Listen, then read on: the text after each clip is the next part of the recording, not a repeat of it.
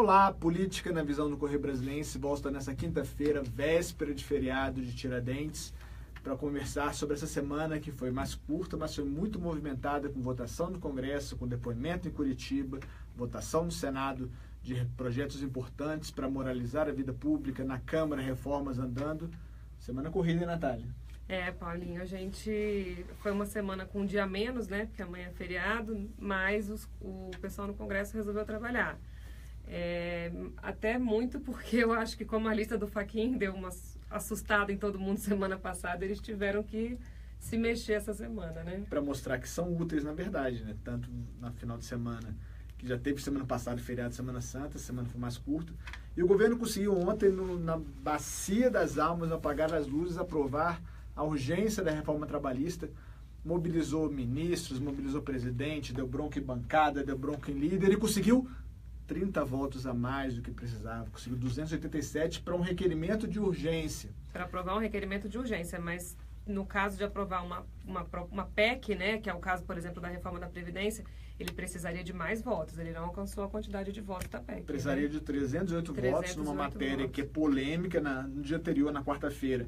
Sem nenhum relatório apresentado, um grupo de policiais civis invadiu a Câmara, quebrou os espelhos do salão da chapelaria, que é onde os deputados e as pessoas comuns desembarcam para entrar no Congresso. Então, antes de um relatório sendo votado, o clima já está assim, quando o relatório foi de fato votado, a tendência é haver mais tensão e mais pressão para cima dos deputados. Né? O clima está ficando bem quente aqui em Brasília.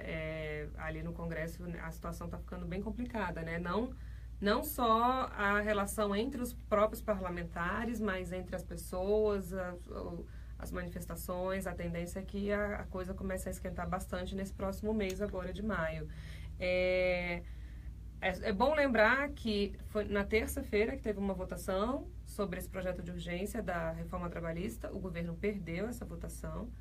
E o Rodrigo Maia lembrando os velhos tempos de Eduardo Cunha na presidência da Câmara. O saudoso Eduardo Cunha está passando temporada em Curitiba. Está passando uma temporada em Curitiba, lá na cadeia. No resort do Moro, do Sérgio Moro. Lembrando, Eduardo Cunha resolveu revotar o requerimento. Uma manobra que era muito comum a Cunha quando ele não gostava do resultado. Ele não gostava do resultado, ele entrava com recurso, digamos assim, ao plenário e votava de novo. Então, Maia, essa semana, fez novamente essa manobra para conseguir, e deu certo. O governo conseguiu pressionar ali os parlamentares e eles acabaram aprovando essa urgência. Ou seja, isso significa que a reforma trabalhista vai correr também no Congresso. Na Câmara agora está correndo lá a reforma trabalhista, assim como a reforma da Previdência já está bem adiantadinha. E o governo, inclusive, acha que dá para votar a reforma trabalhista antes da reforma da Previdência como uma maneira de acalmar o mercado e mostrar, olha, nós não estamos parados, nós vamos conseguir aprovar nossas reformas. E no caso da Previdência, ele já abriu mão de muita coisa, né? Já baixou a idade da aposentadoria das mulheres, já mudou a aposentadoria rural, já manteve o BPC, já fez uma série de concessões para conseguir aprovar o relatório. E a votação não foi nem feita ainda na comissão especial. Tem que ver como é que o governo vai conseguir segurar esse texto para passar na comissão especial, para passar no plenário com 308 votos em 2 fases e depois ainda ir para o Senado, porque obviamente os senadores também vão querer negociar alguma coisa. Eles dizem que estão negociando já, mas eles vão querer negociar mais algo dentro dessa reforma. Falando em senadores, os senadores aproveitaram essa semana para aprovar na CCJ, na CCJ caminhou o projeto que trata da lei do abuso de autoridade. A intenção é você ter mais formas de punir abuso de autoridade no país. Os procuradores da República, juízes, magistrados, eles analisam esse projeto como uma retaliação à Lava Jato. Na semana passada tivemos a lista do Fachin divulgada, nessa semana o Senado tratou de caminhar com esse projeto que pune juízes e procuradores no país. A intenção, o relator da matéria é o senador Roberto Requião, do PMDB do Paraná. Ele incluiu um artigo na legislação que não estava previsto. Assim, na verdade, os procuradores foram pegos de surpresa com esse artigo, que ele permite que qualquer pessoa que se sinta lesada entre com uma ação penal privada.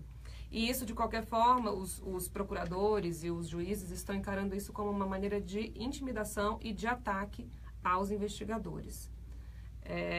esse projeto vai ser votado na quarta-feira que vem, é importante ficar de olho nisso. Esse projeto é muito importante.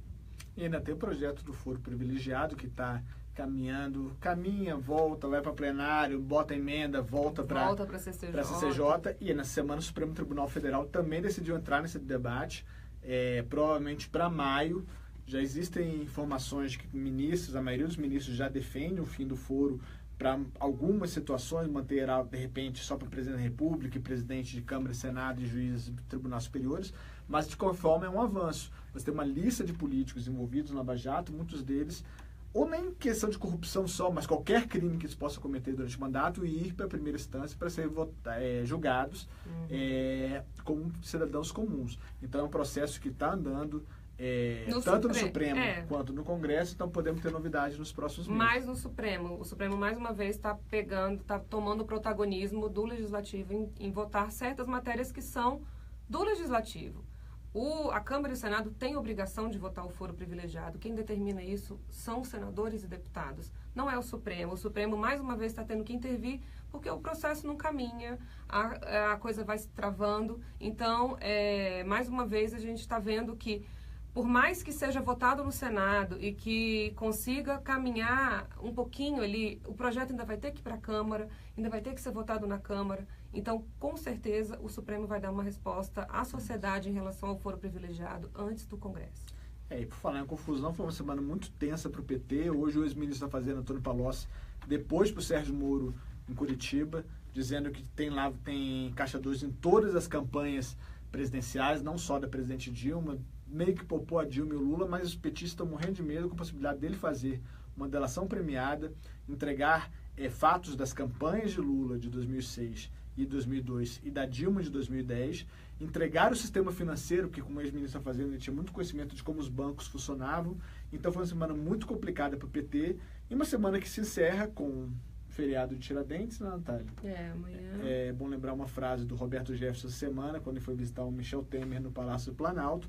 Perguntaram para ele se eles falaram de reforma política, lista fechada, proteção Lava Jato. Ele falou: não falamos de corda em casa de enforcado. Uma homenagem a Tiradentes, amanhã feriado de 21 de abril.